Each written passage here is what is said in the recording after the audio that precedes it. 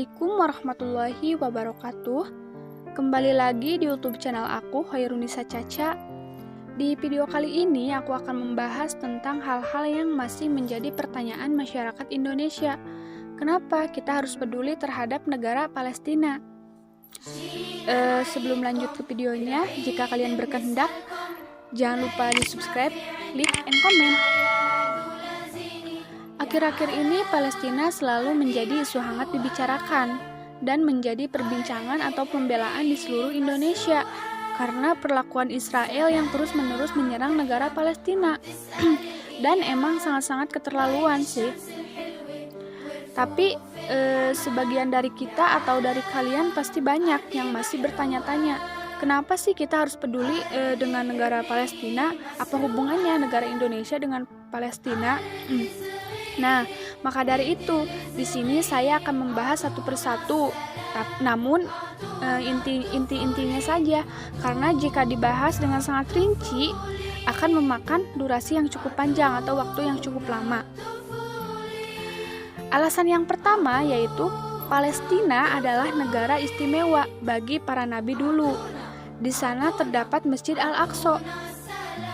Kalian tahu Masjid Al-Aqsa? Masjid Al-Aqsa adalah masjid tertua di dunia setelah Masjidil Haram. Dibangun pertama kali oleh Nabi Adam alaihissalam 40 tahun sebelum beliau membangun Masjidil Haram. Nah, alasan yang kedua, Masjidil Aqsa yang berada di Baitul Maqdis Palestina pernah menjadi kiblat sholat selama 17 bulan setelah Rasulullah SAW berhijrah dari Mekah ke Madinah. Alasan yang ketiga yaitu Masjidil Aqsa Palestina adalah titik akhir perjalanan Mi'raj. Isra dan Mi'raj adalah salah satu mukjizat yang Allah anugerahkan kepada baginda Rasulullah SAW.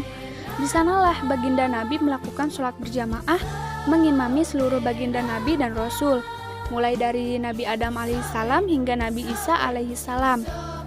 Alasan yang keempat, Palestina adalah negara para nabi dan Rasul. Banyak sekali para nabi dan rasul yang pernah tinggal dan berdakwah menyebarkan Islam di Palestina. Di antaranya yaitu Nabi Ibrahim, Nabi Daud, Nabi Sulaiman, Zakaria, Nabi Yahya, Nabi Isa, dan banyak-banyak nabi-nabi lainnya. Yang kelima yaitu di sanalah Dajjal akan terbunuh di tangan Nabi Isa. Nah, suatu saat menjelang hari kiamat tiba, Dajjal akan memberontak di berbagai negara, salah satunya di negara Palestina. Namun pada akhirnya Nabi Isa akan membunuh Dajjal di negara itu dalam keterangan Islam, tapi wallahu alam. Alasan yang keenam yaitu di Palestina terdapat kota Baitul Maqdis Ardul Mahsyar wal Mansyar, tempat dikumpulkannya seluruh manusia menjelang hari kiamat yang masih hidup di kala itu. Alasan yang ketujuh ialah Palestina adalah bagian dari daratan Syam yang didoakan berkah oleh baginda Rasulullah SAW. Dalam doanya yaitu Allahumma barik lana fi samina wa fi yamanina, yang artinya ya Allah berkahilah negeri Syam dan negeri Yaman. Gimana? Benar-benar istimewa kan? Negara Palestina bukan hanya negeri biasa, tapi di sana juga banyak kisah-kisah Nabi pada zaman dahulu kala. Oke, lanjut.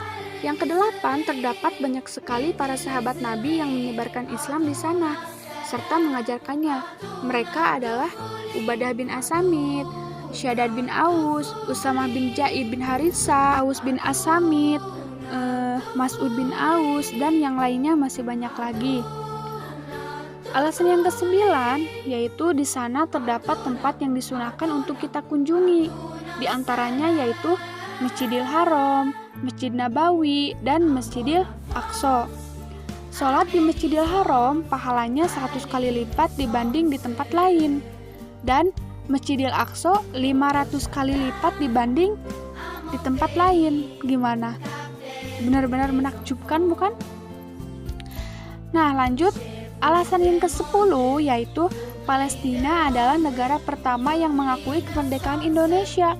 Mufti besar di Palestina Syekh Muhammad Al-Husaini yang berfatwa untuk menyerukan dukungan kemerdekaan terhadap Indonesia, sehingga Mesir pertama yang mengakui kemerdekaannya Indonesia. Nah, gimana teman-teman? Masih ragukah kalian untuk membela negara Palestina yang memiliki banyak kisah istimewa? Pasti sudah tentu tidak dapat diragukan lagi kan?